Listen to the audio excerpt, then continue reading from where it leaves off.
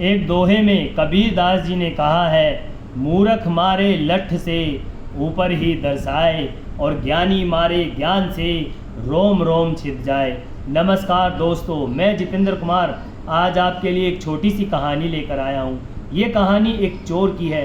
वो चोर अपनी चोरी की कला में काफ़ी निपुण था। वो कभी भी चोरी करते हुए पकड़ा नहीं गया था, इसीलिए अब उसे अपनी चोरी की कला पर घमंड हो गया था। वो सोचने लगा था कि मैं कभी भी चोरी करते हुए पकड़ा नहीं गया और ना ही कभी अब पकड़ा जाऊंगा। अब उसने सोचा कि मैं अपने आप को प्रसिद्ध करता हूं। तो वो जहां भी चोरी करता था उसके आसपास एक दीवार पर उस व्यक्ति का नाम लिख दिया करता था जिसके यहाँ वो चोरी करने वाला होता है। और वहाँ समय तो लिखता नहीं था, समय और तारीख नहीं लिखता था, लेकिन नाम लिखने के कुछ समय बाद 10 दिन 15 दिन या महीने भर बाद उस व्यक्ति के यहाँ चोरी हो जाया करती थी जिस व्यक्ति का वो दीवार पर नाम लिखा करता था। अब काफ़ी समय हो गया था इसी तरह उसे चोरी करते हुए। अब वो आसपास के क्षेत्र में वो चोर काफ़ी फेमस हो गया था, लेकिन उसे किसी ने देखा भी नहीं था कि वो चोर कौन है। ये बात धीरे धीरे राजा के पास पहुंचती है। राजा को पता चलता है तो राजा अपनी मंत्रिमंडल की बैठक बुलाता है, सभी मंत्रियों से सलाह लेता है और आसपास के क्षेत्र में सुरक्षा और कैडी कर देता है, पहरेदारी और बढ़ा देता है। लेकिन काफ़ी दिन हो जाते हैं, चोर बराबर चोरी करता रहता है और वो चोर राजा के हाथ नहीं लगता।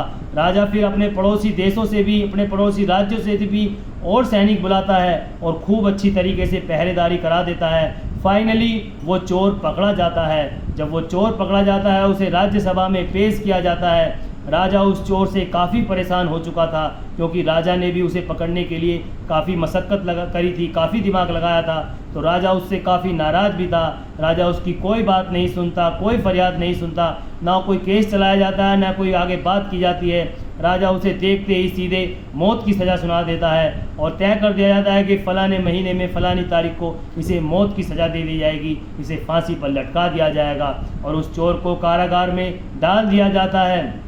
चोर कारागार में बैठा बैठा सोचने लगता है कि मैंने इतने दिन चोरी की, मैं कभी नहीं पकड़ा गया, लेकिन अब फाइनली जब मैं पकड़ा गया हूँ तो अब मैं बचूंगा भी नहीं। अब मुझे लगता है कि अब मेरी मृत्यु तय है, मुझे कोई नहीं बचा सकता। लेकिन चोर धीरे धीरे ठंडे दिमाग से सोचता है और कई दिन लगातार सोचता रहता है और फिर जब उसका मृत्यु का जब समय आ जाता है, जब कुछ ही दिन बचे होते हैं उसकी फांसी में, तब वो अपने कारागार के बराबर में सिपाही जो खड़ा होता है उससे कहता है कि मेरी एक अंतिम इच्छा है, मैं राजा साहब से मिलना चाहता हूँ।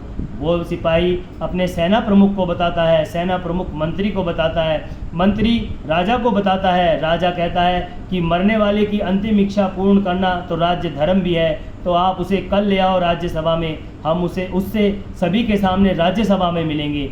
चोर को राज्यसभा में पेश किया जाता है। तब राजा उससे पूछता है कि तुम मुझसे मिलना चाहते थे, तुम्हारी अंतिम इच्छा मुझसे मिलने की थी, तो बताओ तुम मुझसे क्यों मिलना चाहते थे। तब चोर कहता है, महाराज मैंने सारी ज़िंदगी चोरी करी और अब मैं फाइनली जब पकड़ा गया तो मुझे मृत्यु दंड भी मिल गया, लेकिन मैं आपको बता दूं कि मेरे पास एक विद्या है, अगर मैं मर गया तो वो विद्या भी मर जाएगी। मैं चाहता हूँ कि मैं रहूँ या ना रहूँ, लेकिन वो विद्या इस दुनिया पे, इस धरती पर रहनी चाहिए। तब राजा कहता है, क्या विद्या है तुम्हारे पास। तब वो चोर कहता है कि महाराज मैं सोने की खेती करना जानता हूँ, मैं सोने की खेती से खूब सारा सोना उगा सकता हूँ।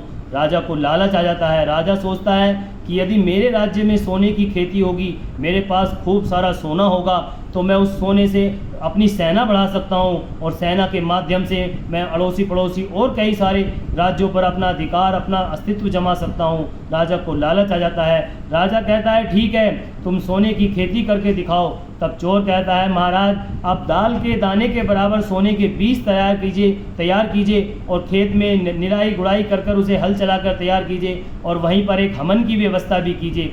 राजा जैसे चोर कहता है वैसे ही करता है। खेत तैयार कर लिया जाता है और क्या नाम है, हवन भी कर दिया जाता है और दाल के बराबर छोटे छोटे सोने के बीज बना लिए जाते हैं।